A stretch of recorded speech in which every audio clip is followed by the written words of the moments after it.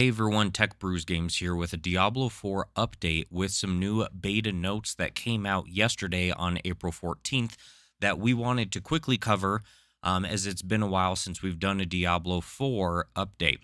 So there's a lot of content that has been released, or I shouldn't say content, but patches, information on endgame, and that these new beta notes that they released yesterday have some really large updates that I think cover a lot of issues that we had in the beta and we discussed in our review of Diablo 4. So we're going to dive right into this. But starting out with dungeon layouts, they heard our cry for help and that people were tired of the repetitiveness of dungeons.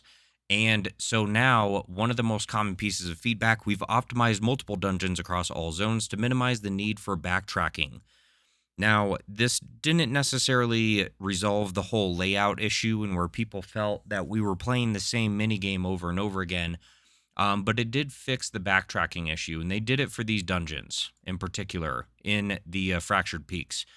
Now, this doesn't go to saying that, there could be issues in some of the other regions or acts. We have no idea. Something that we're just going to have to find out while we're actually playing the game when the full game gets released. Um, but their primary goal with the layout changes was to reduce certain kinds of backtracking, which detract from a player's experience. An example of this change is that players previously needed to enter side rooms to interact with structured objectives, causing them to retreat the same path. Now, many of our structured objectives have been repositioned along main dungeon pathways, making them easier for players to reach and allowing them to readily explore the dungeon after defeating the structure. So hopefully, this definitely resolves a pretty big issue for us. And that even now in dungeon events, the chance for an event within the dungeon to spawn was increased from 10 to 60%, which is definitely going to help with the dungeon variety that we were having issues with.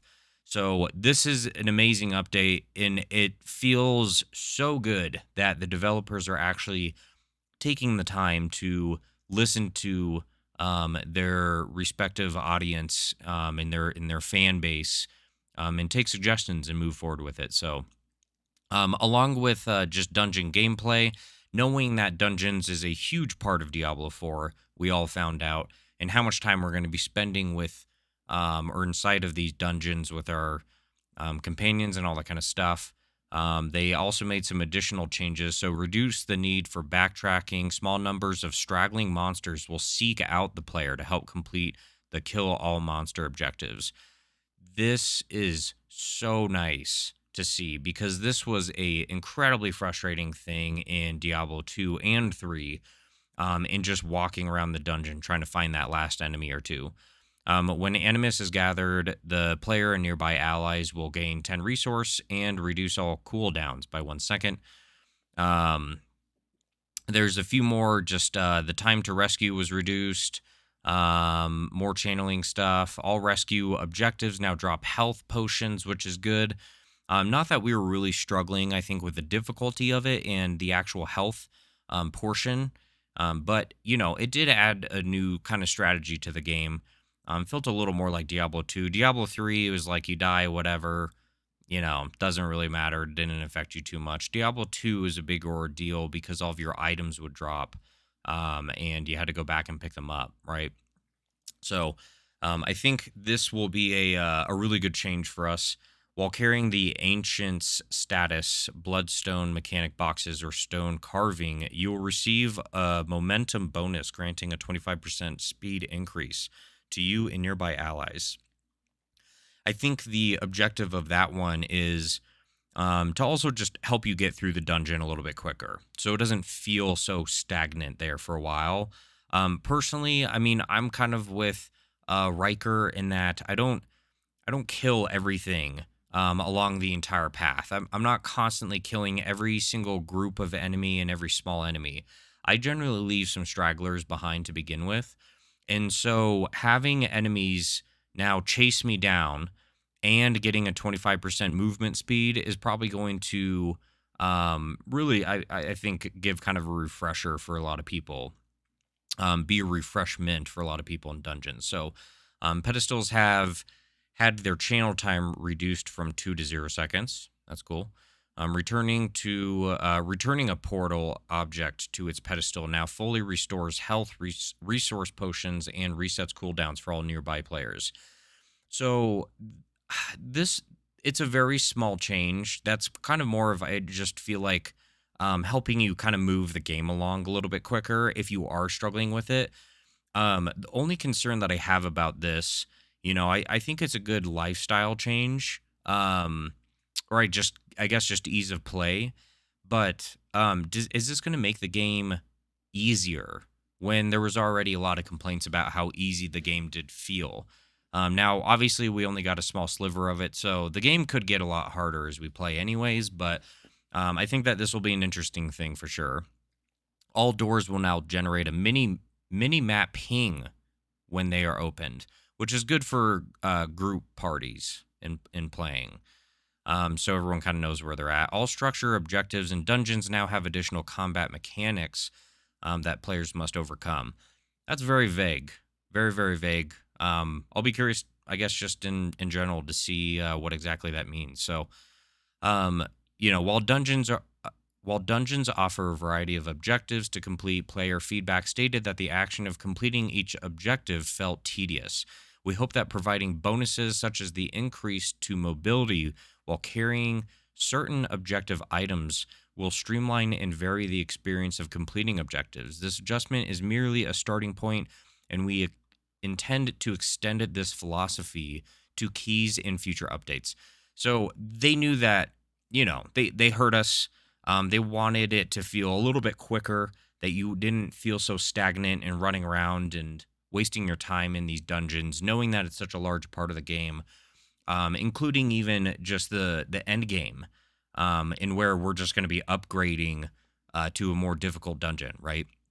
So, classes, general stuff, effect to stuns and freezing, reviewed class skills to confirm that all classes have access to sufficient skills that remove control impairing effects, which is good. This is, this is gonna help balance out the characters a little bit more. And I guess depending on how they do it, right? I think that this is going to make you feel on a barbarian at the beginning of the game not so weak if you have more crowd controlling effects. So, remove legendary powers have had updates to their effectiveness, or many legendary powers have had updates to their effectiveness, whatever that means. Barbarians, flat 10% passive damage reduction. This is awesome. It felt so weak. You were constantly just trying to heal up. Again, nice little balance. It's not huge. 10%, man, that could go a very long way for sure. And then some skill tree passives have had their damage reduction effects reduced to compensate for this 10% passive damage reduction. That makes sense. I can deal with that. That's fine. That makes it where then at the beginning of the game, you're just not so incredibly weak. Whirlwind skill now deals more damage and consumes more fury. That's fair. And I think is necessary. A lot of people loved Whirlwind. They were enjoying it, but it was kind of meh when it came to damage. Double swing skill enhanced refunds its full fury cost when it's used to stun or knock down enemies. Very nice. Druid. Oh god, look at this. Companion skills now deal heavy increased damage. Thank you. All ultimate skills have had their cooldowns reduced. Thank you. Usability improvements have been made to maul and pulverize. Good. Using a non-shapeshifting skill will transform a druid back into their human form. You can enjoy your character and your armor a little bit more. One thing that was something a lot of people kept bringing up, just was that the druid felt weak. It was a C class player. I even ranked it C class. This is important. I think that depending on just how much they really did here, does this bring it up to like a B tier, and put it up there with the barbarian? And the barbarian just jumped up to A with all of this, or is this more of a balance and this brought him out of the C tier, right? So, necros.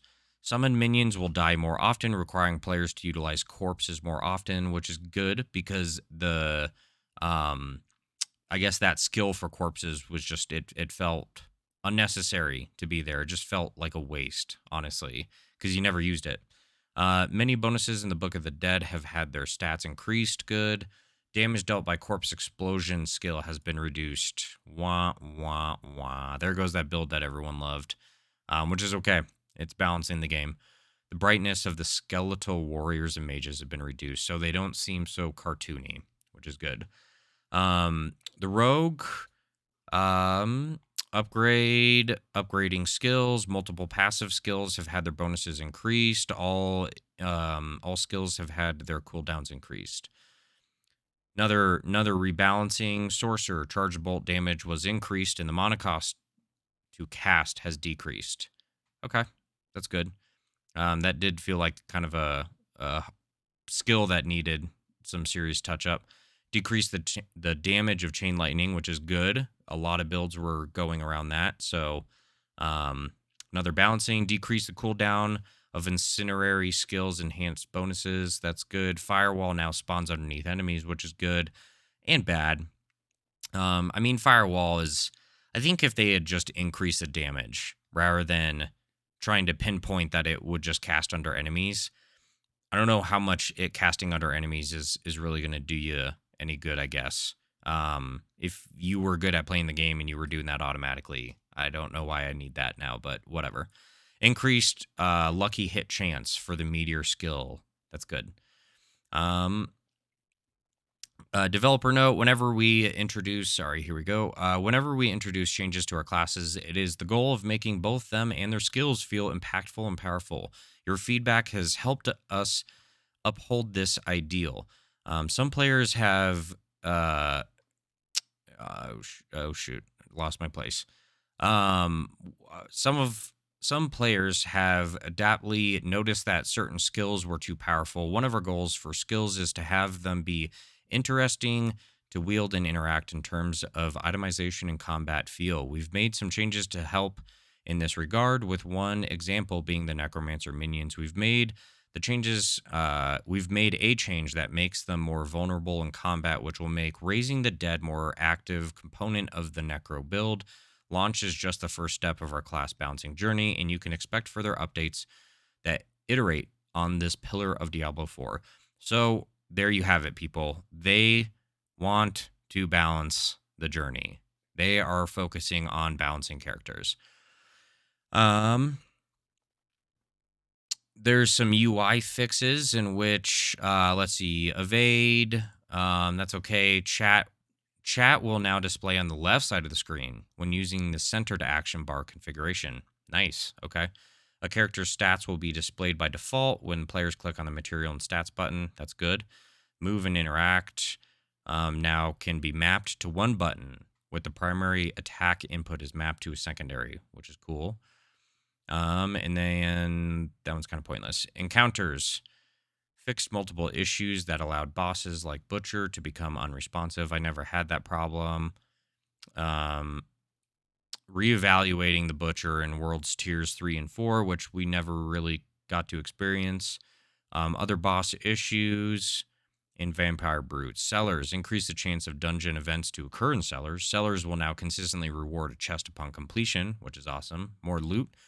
Fixed an issue with cellars would prematurely be marked as complete. Never had that issue personally, but that's probably a good thing. And then otherwise, fixed an issue where guaranteed elite monsters would be absent from a cellar. Good. General quality of life, fixed an issue where players could increase attack speed. Didn't know you could do that. Fixed an issue where characters weren't immune and untargetable after loading into an error. Didn't know that that was an issue. And reset dungeon button has been disabled. Oh my God. That was a huge thing that people were doing in the beta. Because that's just how you loot. That's how you were farming. You would just reset and do the same one over and over again. I think this is good. I'm not upset about this at all. I think that this is necessary, just so then that way people aren't just doing the same dungeon over and over and over again. It's going to make the game not feel so stagnant. So there's a lot of stuff, and it looks like in this, I'm not going to read this one because it's long, but basically, they're doing this also for not just like normal players, but hardcore players to avoid death when experiencing challenging in dungeons. So they can't just continuously go back to easier ones, do it over and over again for farming, and they want the game to be a little more challenging. So I think it's a good thing. Tune into the next Diablo 4 developer update live stream on the 20th, which is 5 days from now, featuring Riker. So be sure to stay tuned for that, you guys. It's April 20th at 11 a.m., and you will have the game director there with a few other people, accompanied by special guest host Riker, which it's just another developer update. You can watch it on Twitch and YouTube. And otherwise, we will keep you guys posted as more notes come out, and especially a big one like this that has a lot of quality of life stuff, bouncing and all that.